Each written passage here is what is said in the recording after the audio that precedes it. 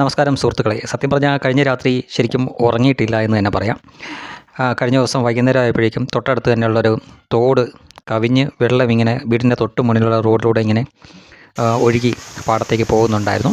കഴിഞ്ഞ ദിവസം തന്നെ മീനൊക്കെ അതിലും വഴി പോകുന്ന കാണാമായിരുന്നു. പക്ഷേ നമുക്ക് ആ സമയത്ത് മീൻ പിടിക്കാനുള്ളതൊന്നും തോന്നിയില്ല. രാത്രി എങ്ങനെ ഒന്ന് കഴിഞ്ഞ് നേരം വെളുക്കും, അതായത് 2018 സമാനമായ സംഗതിയായിരുന്നു.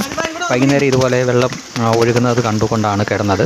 അപ്പം നമ്മൾ സ്വപ്നത്തിൽ പോലും പ്രതീക്ഷിക്കുന്നില്ല നമ്മുടെ കിടക്കുന്ന കിടപ്പ് മുറിക്കകത്ത് വെള്ളം വരുമെന്നും കട്ടിലും കവിഞ്ഞ് നമ്മുടെ തലയ്ക്ക് മുകളിൽ വെള്ളം വരുമെന്നും സ്വപ്നത്തിൽ പോലും വിചാരിക്കുന്നില്ല.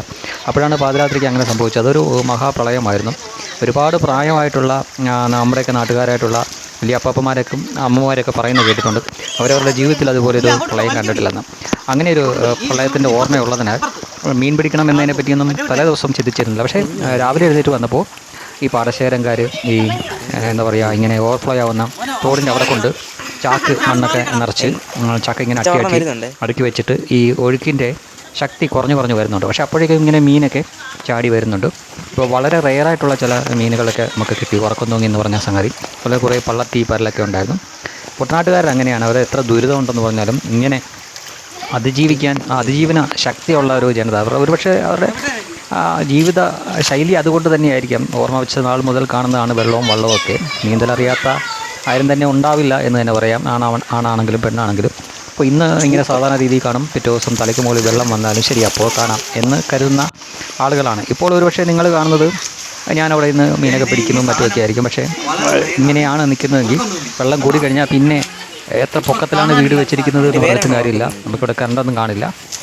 ചുറ്റുവട്ടത്തുള്ള ആളുകളൊക്കെ ക്യാമ്പ് നോക്കി പോയിരിക്കും. പിന്നെ നമ്മളിവിടെ ഒറ്റപ്പെട്ടു പോകും. അപ്പോൾ നമ്മളിവിടേക്ക് മറ്റു സൗകര്യമൊക്കെ ഉണ്ടെങ്കിലും നമ്മളും ക്യാമ്പിലേക്കൊക്കെ മാറേണ്ടി വരും. അങ്ങനെ തന്നെയാണ് ഇവിടെ പലരും. അപ്പോൾ നാളെ എന്താവുമെന്ന് ഒട്ടും പ്രതീക്ഷിക്കാൻ പറ്റില്ല.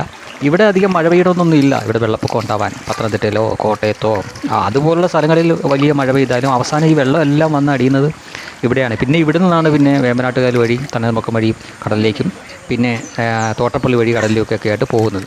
പക്ഷെ അതുകൊണ്ട് ഇവിടെ ഇപ്പോൾ മഴയില്ല എങ്കിലും വേറെ സ്ഥലത്ത് പെയ്യുന്ന ആ പെയ്ത്ത് വെള്ളം ഒഴുകി ഇങ്ങോട്ട് വരുമ്പോഴേക്കും ഇവിടെ വലിയ വെള്ളപ്പൊക്കം ഉണ്ടാകും. പക്ഷേ ഇവിടെ വലിയ അപകടങ്ങൾ ഉണ്ടാവത്തില്ല, കാരണം എല്ലാവർക്കും നീന്തൽ അറിയാവുന്നതുകൊണ്ട്. 2018 വെള്ളപ്പൊക്കത്തിൽ പോലും വലിയ മരണവും മറ്റുമൊക്കെ നടന്നത് ചെങ്ങന്നൂർ പോലുള്ള ഭാഗത്തായിരുന്നു. കുട്ടനാട്ട് അങ്ങനെയുള്ള സംഭവമൊന്നും നടന്നില്ല. വളരെ അപൂർവമായിട്ട് മാത്രമേ ഇവിടെ മരണം നടന്നുള്ളൂ. അതും ഒരമ്മയും മോളും ഇതുപോലെയല്ല, വെള്ളത്തിൽ ഇറങ്ങി വല കൊണ്ട് മീൻ പിടിക്കാൻ നോക്കിയപ്പോൾ വലയിൽ കുരുങ്ങി മുങ്ങിപ്പോയി. മോളെ രക്ഷിക്കാൻ വേണ്ടി അമ്മയും ചാടി. അങ്ങനെയാണ് രണ്ടുപേരും മരിച്ചത്.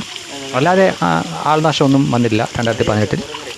പക്ഷേ വെള്ളം ഇങ്ങനെ പൊങ്ങി വരുമ്പോൾ എന്താ പറയുക, സുരക്ഷിതമായിട്ടുള്ള സ്ഥലത്തേക്ക് പോകേണ്ടി വരും. ഇപ്പോൾ ഇത്തവണ പക്ഷേ ആളുകൾക്ക് ആ ഒരു പേടിയൊന്നും ഇല്ലെന്ന് തോന്നുന്നു. അവിടെ നിങ്ങൾക്ക് കാണാം, പാടത്ത് കൃഷി കിടക്കുന്നുണ്ട്, ഞാറൊക്കെ ആയിട്ടുണ്ട്.